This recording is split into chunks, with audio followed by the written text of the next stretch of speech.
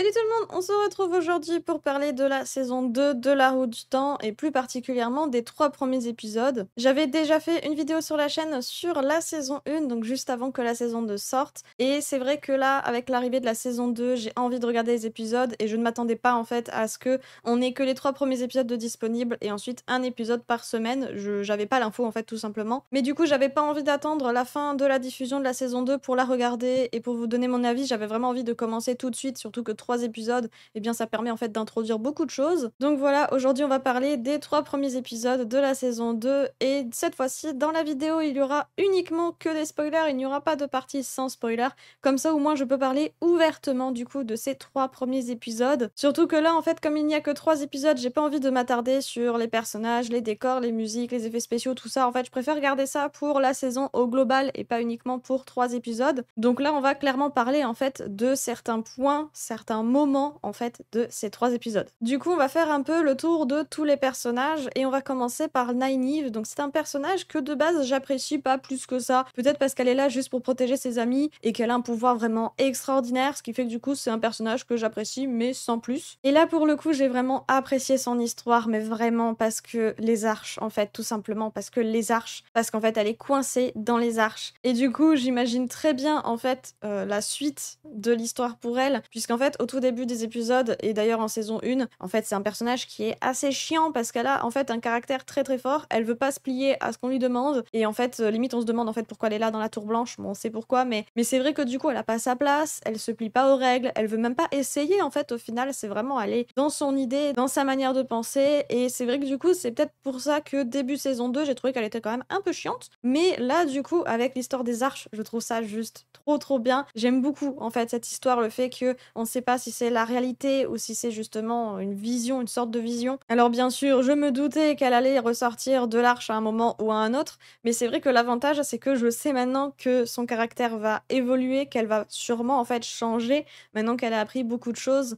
Et c'est vrai que ça, c'est plutôt un point positif. J'espère en fait que à la fin de la saison 2, je pourrais dire Nynaeve, je l'adore. J'espère vraiment en tout cas. Après, c'est vrai que globalement, tous les personnages avancent plus ou moins. Donc on a certains personnages qui ont une histoire qui avance vraiment beaucoup. Nynaeve par exemple. Et des personnages où leur histoire avance beaucoup moins. Je pense notamment à Matt. C'est peut-être l'histoire qui est la moins développée pour le moment pour moi. Après, c'est sûr que là, c'est que 3 épisodes. On n'a pas la saison complète. Et voilà, j'imagine très bien que là, c'est vraiment l'introduction du début de son histoire. Et qu'il y aura bien sûr beaucoup plus d'éléments par la suite parce que j'ai vraiment l'impression qu'il sert à quelque chose. Après, j'ai un peu le même sentiment pour Rand, pour moi ça avance, mais doucement, parce qu'en fait, on voit où il est maintenant, et c'est plutôt chouette en fait de voir où il en est maintenant, ce qu'il fait, et le but aussi qu'il a d'essayer de contrôler ses pouvoirs. Alors est-ce qu'il va vraiment s'en sortir? Est-ce qu'il va pas vraiment devenir fou? Parce il est par moment, en fait, c'est assez particulier. Donc est-ce qu'il va trouver une solution? Et c'est vrai que du coup, j'imagine que un peu plus tard, il va y avoir beaucoup plus de conséquences vis-à-vis de ses pouvoirs, qu'il va vraiment servir à quelque chose. Mais après, c'est vrai que c'est pas le personnage qui m'intéresse le plus. Par exemple, j'apprécie beaucoup plus l'histoire de Perrine. Déjà parce qu'il introduit de nouveaux personnages, puisqu'il a vraiment sa bande de guerriers, de, je sais pas, de compagnons de route, qui est assez sympathique. J'aime beaucoup l'ambiance qu'il y a du coup dans ce groupe. Il développe aussi ses pouvoirs, donc il essaie plus ou moins de les contrôler, il a des visions. Donc c'est vraiment très intéressant en fait, son histoire, je l'apprécie énormément, et je trouve qu'elle a un potentiel énorme, donc c'est vrai que j'apprécie beaucoup en fait le personnage de Perrine. D'ailleurs, petit aparté, mais si vous êtes fan de The Last Kingdom, vous avez peut-être reconnu un interprète, en fait l'interprète de Cithric de The Last Kingdom, qui est du coup un des compagnons de Perrine. Alors je suis totalement fan de Cithric de The Last Kingdom, donc voilà, donc du coup c'est un personnage que j'adore, et j'adore son acteur, donc forcément retrouver cet acteur dans La Roue du Temps, ça fait super plaisir, vraiment. Mais du coup j'espère qu'il ne va rien lui arriver, donc on verra par la suite, mais je serais vraiment triste si du coup il lui arrive quelque chose. Alors oui, c'est un personnage totalement secondaire, il parle à peine, mais c'est vrai que quand on reconnaît du coup un acteur qu'on apprécie beaucoup, eh bien on espère qu'il va durer longtemps, donc c'est ce que je lui souhaite en tout cas. Bref, c'était la petite aparté, sinon on n'a pas encore parlé de Moiraine, donc on le sait, elle n'a plus de pouvoir, c'est vraiment tragique, et c'est vrai que j'ai pas trop apprécié en fait tous les moments avec elle, parce que on sent qu'elle est pas bien, on sent que voilà, elle a plus ses pouvoirs, qu'il se passe plein de choses en fait pour elle, qu'elle sait plus trop, j'imagine où elle en est, et elle envoie totalement bouler Lan, et du coup ça c'est juste horrible en fait, parce que les deux sont censés être super proches et elle l'envoie totalement bouler. Et c'est vrai que c'est super triste en fait. J'imagine bien qu'elle a ses raisons, même si en vrai ça justifie pas spécialement son comportement parce qu'elle est vraiment odieuse avec lui. Mais j'espère que par la suite, et j'imagine que oui, hein, j'imagine que par la suite du coup ils vont se retrouver. Alors j'espère qu'elle retrouvera ses pouvoirs quand même parce que ce serait vraiment tragique qu'elle ne les retrouve plus. Parce qu'en fait je vois pas trop l'intérêt qu'elle aurait si elle n'a plus ses pouvoirs en fait pour la quête du dragon, tout ça. J'imagine qu'en fait ça serait plus compliqué d'avoir une suite avec elle sans ses pouvoirs. Donc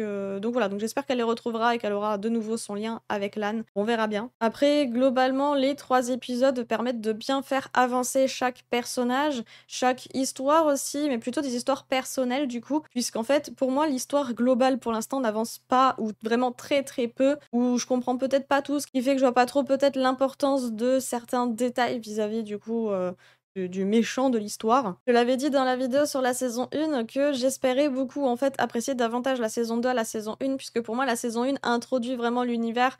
On fait quelques pas bien sûr dans l'histoire, mais pour moi c'est vraiment une introduction pour une histoire qui peut être vraiment incroyable et gigantesque. Ce qui fait que du coup j'espérais du coup apprécier la saison 2 davantage à la saison 1.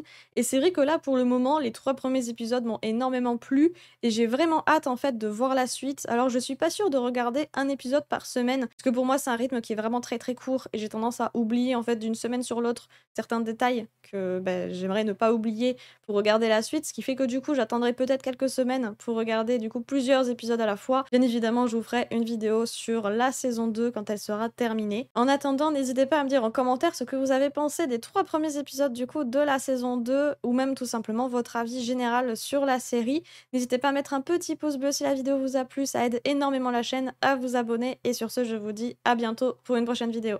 Ciao!